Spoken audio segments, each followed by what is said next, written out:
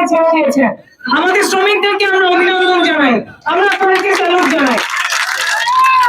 বন্ধুরা, একই সাথে আমরা এটাও বলতে চাই যে মানবিকতা শ্রমিকদের মধ্যে আছে, তার 10 ভাগের 1 ভাগ মানবিকতা যদি এই মালিকদের মধ্যে থাকতো, তাহলে আজকে এই 18 দিনের দিন শ্রমিকদের এসে রাস্তায় বসতে হতো না। বন্ধুগণ, আজকে 18 দিন ধরে 500 শ্রমিক, সেই 500 শ্রমিকের চাকরি নাই, সেই 500 শ্রমিকের বকেয়া বেতন পরিশোধ করা হয়নি, ওভারটাইম পরিশোধ করা হয়নি, নাইট বিল, ডান্স বিল পরিশোধ করা হয়নি।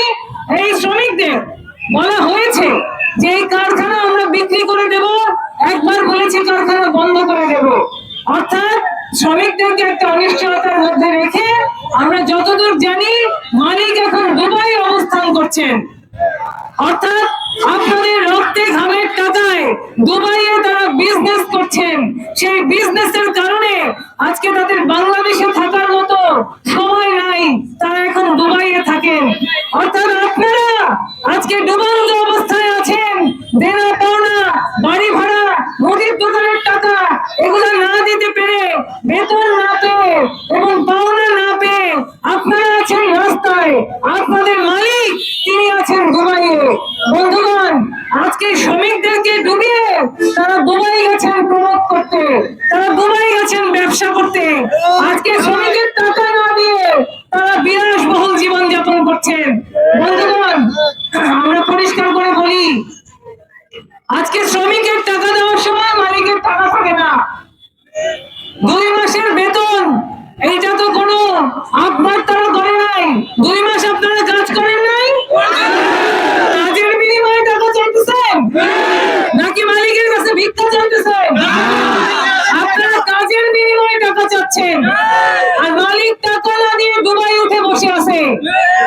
এবং মালিকের যে সিইও তিনি বলছেন যে এই কোম্পানি স্ক্যান সিমেন্টের কাছে বিক্রি হবে।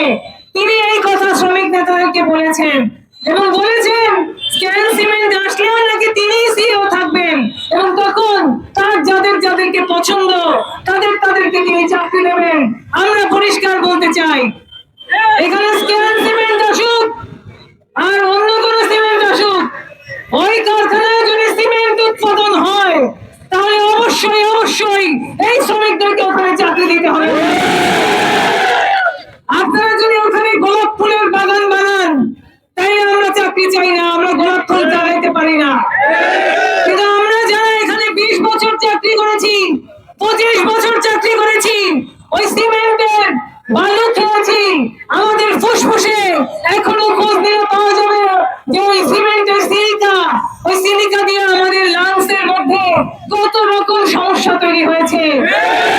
ওই সিমেন্টের বালু খেয়ে খেয়ে আপনাদের ডাস্টবিন দিয়ে মাঝে মাঝে আমাদেরকে ঠান্ডা করতে চেয়েছেন, কিন্তু আমরা সেই বালু খেয়েছি, আমরা সিমেন্ট বানিয়েছি, আমরা এই কারখানাকে দাঁড় করিয়েছি। বন্ধুগণ, আজকে আমাদের রক্তে ঘামের উপর দাঁড়িয়ে এই কারখানা আপনারা বন্ধ করে দিতে চান, আমাদেরকে পাওনাটা পর্যন্ত দিতে চান না।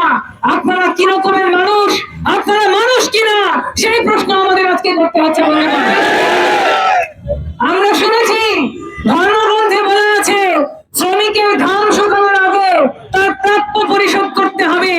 এই মালিকদের মধ্যে একবারের বেশি হজ করেছেন প্রত্যেকে, আপনারা তো ধর্মের কথাও মানছেন না। বন্ধুগণ, আজকে শ্রমিকের ঘাম কি 2 মাসেও শুকায় নাই? তার প্রাপ্য কোথায়? আজকে আমরা পরিষ্কার বলতে চাই, এই মালিকেরা তারা শ্রমিকদেরকে শুধুমাত্র মুনাফা বাড়ানোর মেশিন মনে করে। আমাদের ছুটি তারা পাস করে না। আপনারা দেখেছেন গতকালকে গাজীপুরে একটা ঘটনা ঘটেছে, 2 দিন আগে একজন শ্রমিক ছুটি চেয়েছিল, সে ছুটি না দিয়ে সুপারভাইজার তাকে বলেছে তুই মইরা যা, তোর ছুটি নাই। সেই শ্রমিক মারা গিয়েছে কিন্তু ছুটি পায় নাই। বন্ধুগণ, আমাদের শ্রমিকদের উপরে এইরকম স্টিম রোলার চালিয়ে ওরা বড় বড় ইমারত তৈরি করেছে, আমাদেরকে পথে বসিয়ে ওরা ব্যাংক ব্যালেন্স তৈরি করেছে। আমাদের পাওনা পরিশোধ না করে ওই কারখানা মালিকের হাতে কোনোভাবেই যাবে না, সেইটা পরিষ্কার। সেইটা কি আপনারা পরিষ্কার ভাবে বলবেন? আজকে শ্রমিকের পাওনা পরিশোধ না করে ওই কারখানা বিক্রি হবে? শ্রমিকের চাকরির নিরাপত্তা না দিয়ে ওই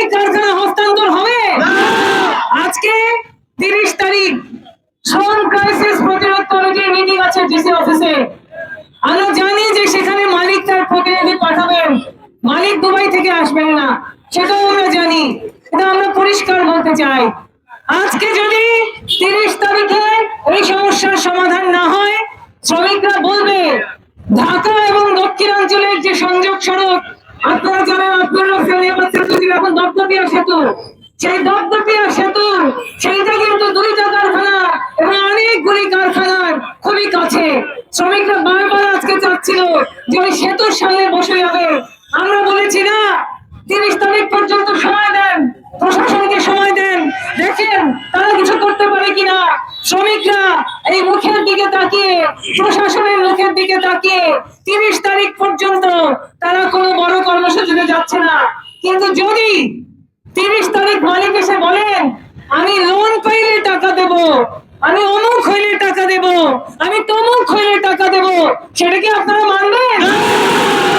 30 তারিখ যদি মালিক কোনো গ্রহণযোগ্য সমাধান না দেন, আমরা শুধু এইটুকু বলে যাব, আপনারা যে কর্মসূচি দিবেন তার সাথে আমরা আছি বন্ধুগণ।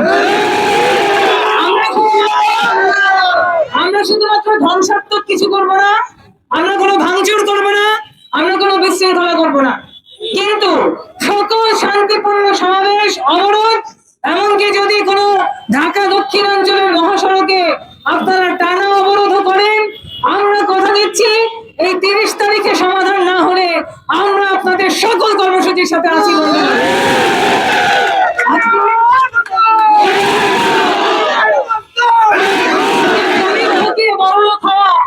শ্রমিক ঠকিয়ে এইরকম ইমারত তৈরি করা, শ্রমিক ঠকিয়ে দুবাইবাসী হওয়ার জন্য এই মুক্তিযুদ্ধে 30 লাখ শহীদ জীবন দেয় নাই। 24-এও যারা জীবন দিয়েছে, 846 জনের মধ্যে মাত্র 400 ছাত্র, বাকি 450 জন কারা? তারা শ্রমিক, তারা মজুর, তারা হকার, তারা এই সাধারণ মানুষ। সেই 450 শ্রমিক জীবন দিয়েছে, মোট 900 মানুষ জীবন দিয়েছে। এই বেতনের জন্য, রাস্তায় বসার জন্য কেউ জীবন দেয় নাই।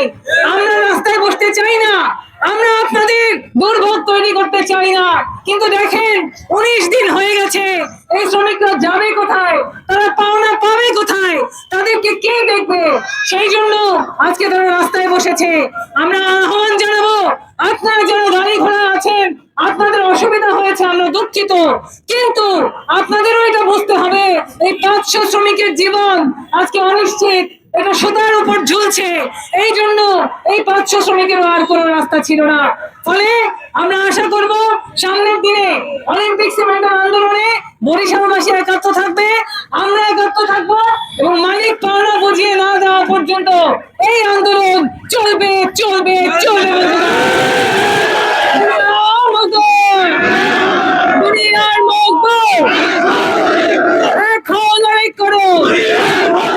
আমাদের আজকের ইউনিয়নের সভাপতি সেলিম সর্দার, তিনি কর্মসূচি ঘোষণা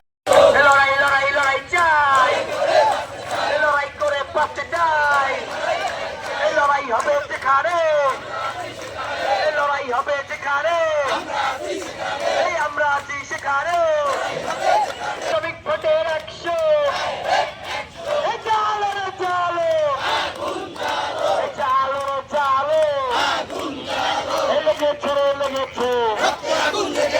রক্তের বন্যায়, রক্তের বন্যায় কেউ খাবে তো কেউ খাবে না, এই মালিক খাবে তো তুমি খাবে না। এসব হাতে কার চাই, সব মুখে ভাত চাই, এই দিয়েছি তো রক্ত, এই রক্তের বন্যায় এই আবু সাইদ মুগ্ধ, এই আবু সাইদ মুগ্ধ,